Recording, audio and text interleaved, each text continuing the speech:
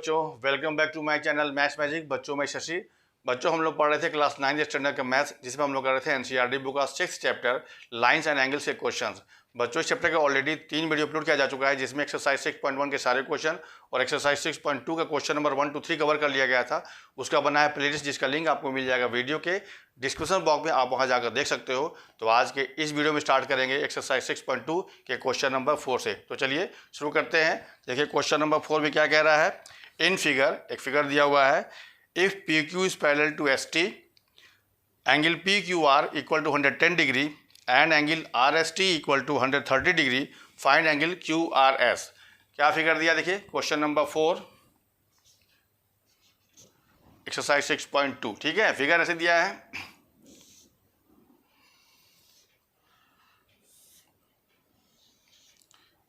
ठीक है, ये है P, ये है Q, यहाँ पे है S, ये है T, सॉरी ठीक T है ये, और यहाँ पे है R।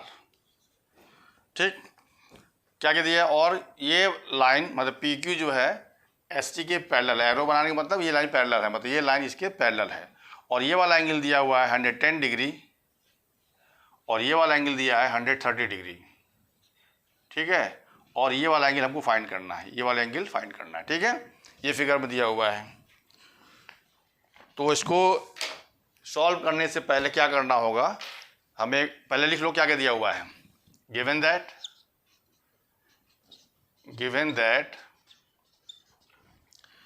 PQ is parallel to ST, और एंगल दिया हुआ है angle PQR is equal to 110 degree, angle RST equal to 130 degree, और एंगल QRS हमको फाइंड करना है, ये निकालना है। ठीक है, तो कैसे स्टार्ट करें। पहला काम क्या करेंगे, इस PQ को बढ़ाएंगे इधर।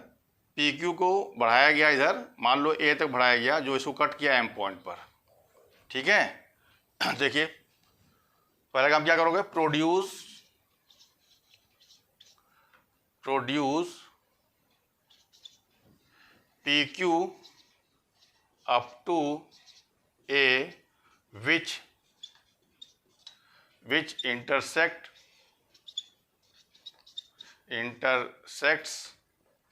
SR at M। ठीक है ना, मतलब क्या हुआ, PQ को हम बढ़ाए A तक, जो कि SR को M पे काट रहा है। ठीक, अब देखो ध्यान से, ये वाला एंगल और ये वाला एंगल क्यों क्या बोलेंगे, लीनियर पेयर। तो इन दोनों का सम क्या होता है, हमेशा 180। मतलब जो स्ट्रेट लाइन से दो एंगल बन जाता है, तो इन दोनों एंगल को क्या बोलते हैं, लीनियर पेयर ऑफ एंगल्स। और इन दोनों का सम कितना होता है, 180। ठीक है, तो हमारा ये एंगल निकल जाएगा। देखिए, बिकॉज एंगल PQR मतलब ये वाला एंगल हो गई, plus angle MQR is equal to 180 degree. ये होगा, रीजन लिख लीजिए, क्या हो गया, ये लीनियर पेयर हो गया, लीनियर पेयर एंगल्स। ठीक है, तो इससे हमें ये वाला एंगल निकल जाएगा। क्या आएगा, देखिए दिस इम्प्लाइज, वैल्यू पुट करो, 110 degree plus angle MQR equal to 180 degree. यहाँ से निकल जाएगा angle MQR is equal to 180 minus 110 that is 70 degree. ये वाला एंगल निकल गया। ये कितना एंगल आ गया, ये 70 आ गया। ठीक है, अब देखिए ये लाइन आगे बढ़ा है, मतलब ये लाइन जो होगा इसके पैरेलल होगा, तो ये वाला एंगल और ये वाला एंगल क्या कहलाएगा, इसको बोलेंगे करस्पॉन्डिंग एंगल। और करस्पॉन्डिंग एंगल क्या होता है, हमेशा इक्वल होता है। ठीक है, दूसरा काम कीजिए, and angle AMR is equal to angle TSM is equal to 130 degree.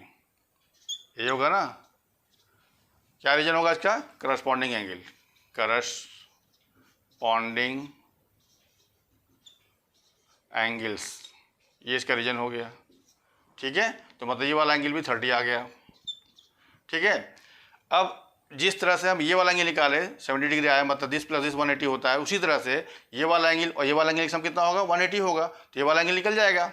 ठीक है ना, अब आइए यहाँ पे आइए, ये एंगल निकालने के लिए क्या करना होगा, ऐसा क्यों कर रहे हैं, जब ये निकल जाएगा तो इन तीनों का सम कितना होना चाहिए 180, जब ये मालूम हो गया तो ये भी निकल जाएगा। अब देखिए, एंड दूसरा चीज़ क्या हो जाएगा, and angle A M R plus angle Q M R is equal to 180। इसका क्या रीजन होगा, लीनियर पेयर। इसका क्या होगा, linear pair angles, linear pair of angles, ठीक है ना। तो अब क्या करना है, वैल्यू पुट करो।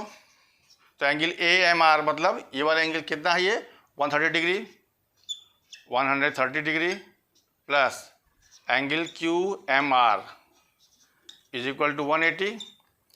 यहाँ से आप निकल जाएगा angle Q M R is equal to 180 minus 130 degree, ये आ जाएगा 50 डिग्री। मतलब कौन सा एंगल, क्यू एम आर कितना आ गया, 50 आ गया, मतलब ये वाला एंगल आ गया 50 डिग्री। अब इस ट्रायंगल की बात करें, ये निकल जाएगा।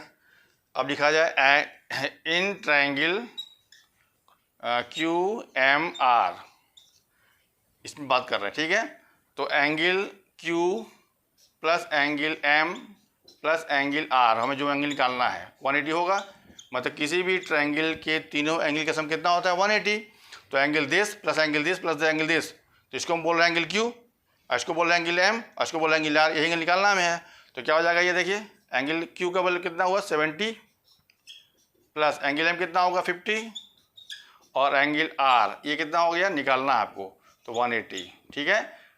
अब यहाँ से निकालो, तो therefore angle R is equal to 180 minus इन दोनों का ऐड कर कितना आएगा 120, उधर जाकर हो जाएगा माइनस में, तो 120 ये हो गया 60 डिग्री। और आर का मतलब क्या हुआ, देयरफॉर एंगल ये वाला लिख दीजिए Q R S, Q R S ये वाला एंगल हुआ ना, इज इक्वल टू 60 डिग्री, ये इसका आंसर हो गया, ठीक है। तो वीडियो को पॉज करके कॉपी कर लो, पढ़ते हैं नेक्स्ट क्वेश्चन, क्वेश्चन नंबर 5 पर। अब देखिए बच्चों अगला question, question number 5। In figure if A B is parallel to C D, angle A P Q equal to 50 degree and angle P R D equal to 127 degree, find X and Y. तो पहले figure बना लेते हैं। देखिए question number 5, figure क्या दिया है, देखिए ये लाइन ए बी है और ये लाइन सी डी है, पैरेलल दिया हुआ है, ए बी और ये सी डी पैरेलल दिया, मतलब यहाँ पे एरो बना दीजिए, मतलब ये पैरेलल हो गया, ठीक है, ये पैरेलल दिया हुआ है। और इसी के अंदर एक बना दिया है ऐसे ट्रायंगल, ये है P, ये है Q, ये है R। ये वाला एंगल दिया है 50 डिग्री और ये वाला एंगल दिया है 127 डिग्री। हमें ये वाला एंगल Y है, ये फाइंड करना है, और ये वाला एंगल X है, ये फाइंड करना है। ये चीज़ दिया हुआ है, ठीक है। तो ये चीज़ तो हो गया, आपको दिया हुआ है। तो पहले लिख लेते हैं क्या आगे गिवन है। देखिए क्वेश्चन नंबर 5 में गिवन दैट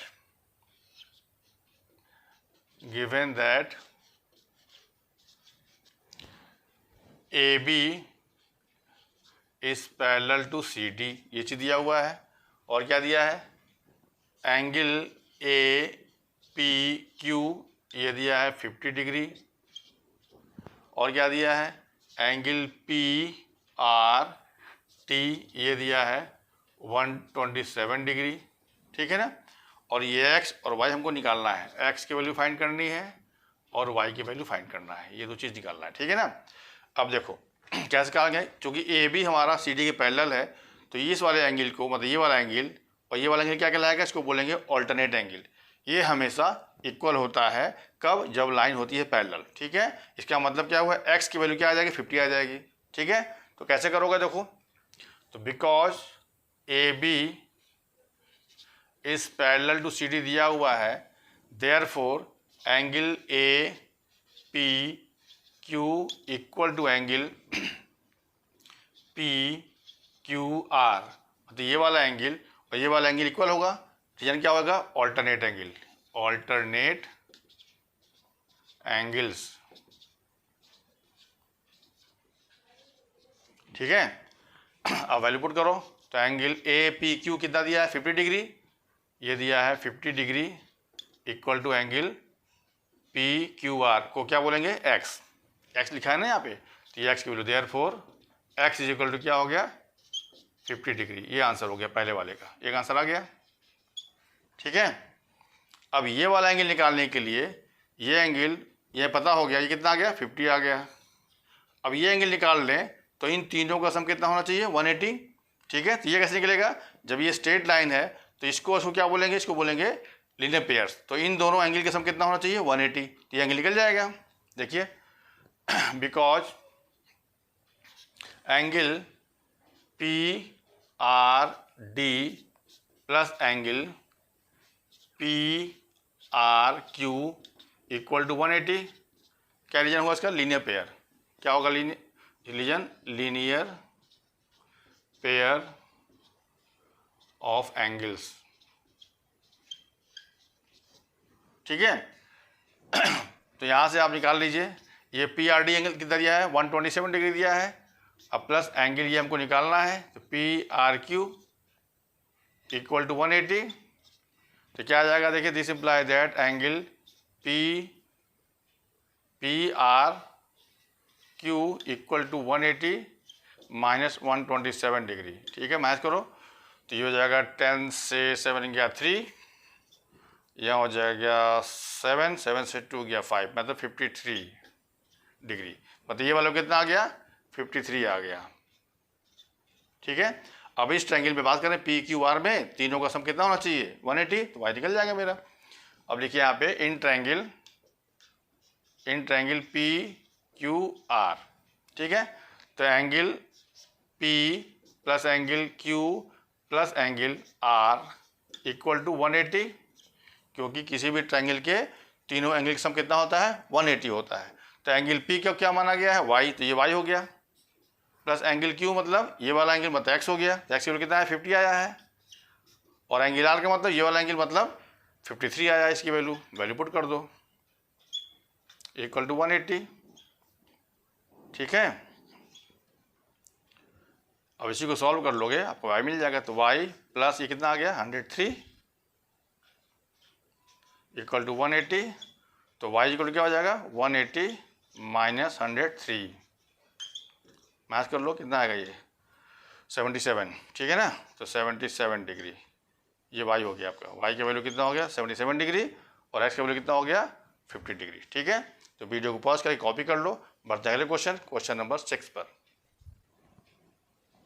देखिए बच्चों एक्सरसाइज 6.2 का ये लास्ट क्वेश्चन है, क्वेश्चन नंबर 6। इसमें क्या है, in figure PQ and RS are two mirrors placed parallel to each other.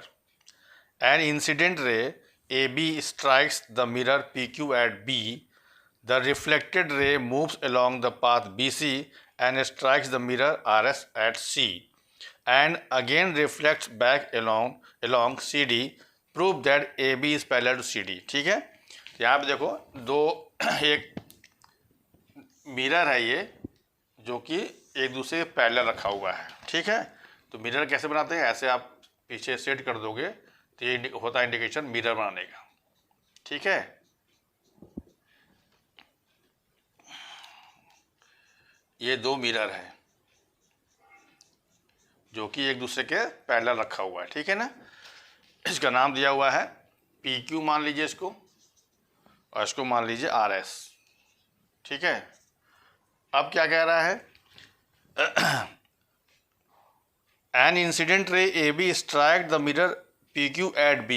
PQ at B मतलब इंसिडेंट रे ऐसे, और ये रिफ्लेक्ट हुआ और फिर ये ऐसे अगेन रिफ्लेक्ट हो गया। ठीक है ना, तो इसका नाम है AB, ये A है, ये B पे स्ट्राइक किया, फिर रिफ्लेक्ट हुआ मतलब ये ऐसे गया, फिर ये ऐसे रिफ्लेक्ट हुआ और फिर ये ऐसे रिफ्लेक्ट ऐसे हो गया। ठीक है, और ये वाला पॉइंट दिया है C।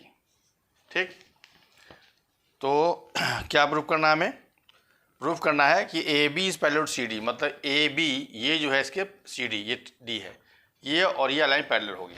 ठीक है, ये मेरा फिगर दिया हुआ है, तो इसमें क्या करना होगा, देखिए प्रूफ करने के लिए क्या करना होगा, आपको B और C पर एक परपेंडिकुलर लाइन ड्रॉ करना होगा। B पर हम ड्रॉ किए एक लाइन परपेंडिकुलर ऐसे, ये परपेंडिकुलर है, और यहाँ भी ड्रॉ कर लिए ऐसे परपेंडिकुलर। ठीक है, ये ड्रॉ कर लिए। अब क्या हुआ, ये वाला एंगल दो पार्ट में बढ़ गया और ये वाला एंगल भी 2 पार्ट में बढ़ गया, तो इसका नाम दे दिए एंगल, इसको 1 कर दीजिए, इसको एंगल 2 कर दीजिए, बोलने में ईजी रहेगा। सिमिलरली ये वाला एंगल 3 हो गया और ये वाला एंगल 4 हो गया। ये 4 एंगल, मतलब ये 2 एंगल 2 पार्ट में पटा और ये वाला एंगल 2 पार्ट में बढ़ गया, ठीक है। अब देखो, तो जब ये हमारा परपेंडिकुलर है तो इसको क्या बोलते हैं, इसको बोलते हैं एंगल ऑफ इंसिडेंट और इसको बोलते हैं एंगल ऑफ रिफ्लेक्शन। मतलब जो एंगल इंसिडेंट किया उसको बोलेंगे एंगल ऑफ इंसिडेंट और जो रिफ्लेक्ट किया उसको बोलेंगे एंगल ऑफ रिफ्लेक्शन। और फिजिक्स में पढ़े होगे कि एंगल ऑफ रिफ्लेक्शन और एंगल ऑफ इंसिडेंट इक्वल होता है, मतलब 1 = 2 होगा, सिमिलरली 3 = 4 होगा, ठीक है। तो क्या किया है देखिए, क्वेश्चन नंबर 6 यहाँ पे क्या दिया है, PQ and RS are mirrors, ये मिरर है जो कि पहले रखा हुआ क्वेश्चन में लिखा हुआ है, ठीक है ना। अब देखिए, ये जब ये तो इसका नाम दे दो, मान लो ये नाम है, इसको कर दो M, इसको कर दो N, ठीक है। तो draw perpendiculars BN and CM, ये 2 ड्रॉ किए परपेंडिकुलर, ठीक है।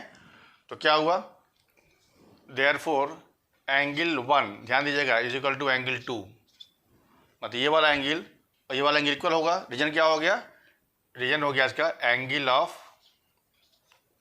देखो ये इस पे आ रहा है, मतलब इसको बोलेंगे एंगल ऑफ इंसिडेंट और ये जा रहा है, इसको बोलेंगे एंगल ऑफ रिफ्लेक्शन। तो angle of incidence is equal to angle of reflection, ये इसका रीजन हो गया, ठीक है ना, ये इक्वल होता है। सिमिलरली मतलब एंड इसी रीजन से हमारा एंगल 3 और एंगल 4 भी इक्वल होगा, एंगल 3 इक्वल टू एंगल 4, इसका भी रीजन सेम हो गया, डू, ठीक है। अब हमें प्रूफ करना है कि हमें क्या प्रूफ करना है, हमें प्रूफ करना है कि AB जो है वो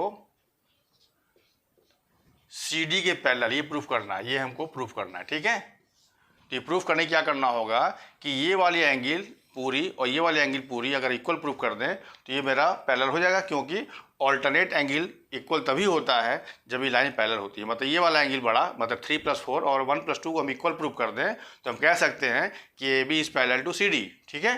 क्यों, क्योंकि ऑल्टरनेट एंगल्स और इक्वल कब, जब हमारा लाइन होता है पैरेलल, तब, ठीक है। अब देखिए, यहाँ बात समझ में आ गई। अब ध्यान से देखो, जब ये हम ड्रॉ किए, परपेंडिकुलर ड्रॉ किए हैं और ये भी ड्रॉ किए हैं, तो ये वाला लाइन जो है इसके पैरेलल होगा। तो ये वाला एंगल मतलब 3 और एंगल 2 जो बन रहा है वो क्या होगा, अल्टरनेट एंगल। तो 2 और 3 आपस में इक्वल हो जाएगा, ठीक है ना। देखिए, and angle 2 equal to angle 3, ठीक है। ये वाला एंगल जो 2 है और ये एंगल 3 है, ये इक्वल होगा, क्यों, क्योंकि ये जो लाइन ड्रॉ किए हो ऐसे, ये क्या परपेंडिकुलर है और ये भी परपेंडिकुलर है, तो ये दोनों हुए पैरेलल, तो ये बन गया Z, मतलब ये वाला एंगल और ये वाला एंगल बन जाएगा अल्टरनेट एंगल, तो इक्वल होगा, ठीक है। तो आगे लिखो reason alternate angles,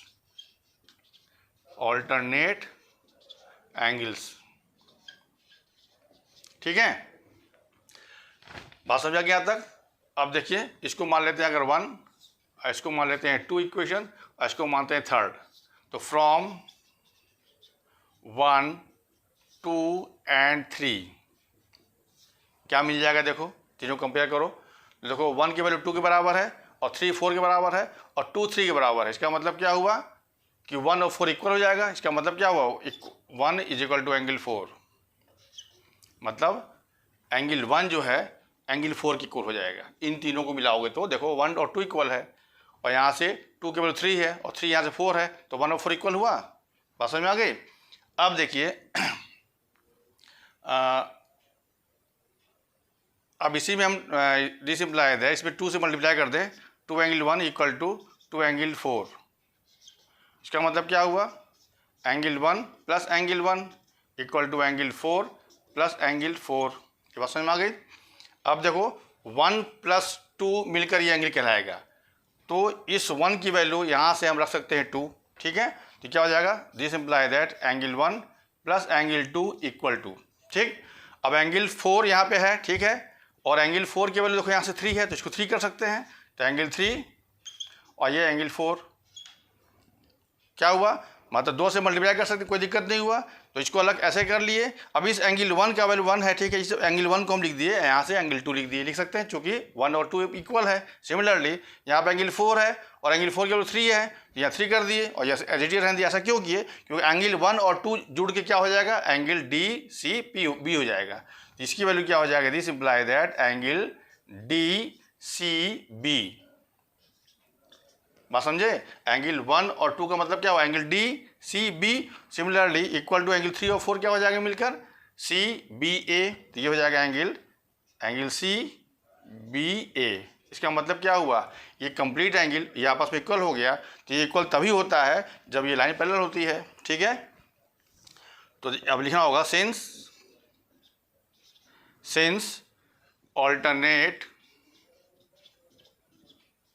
alternate angles are equal, therefore AB is parallel to CD। ये प्रूव करना था हमको, hence proved, ठीक है। तो वीडियो को पॉज करके कॉपी कर लो। तो आज के लिए इतना ही। अब एक्सरसाइज 6.3 के क्वेश्चन कवर करेंगे अगले वीडियो में, तब तक के लिए थैंक्स।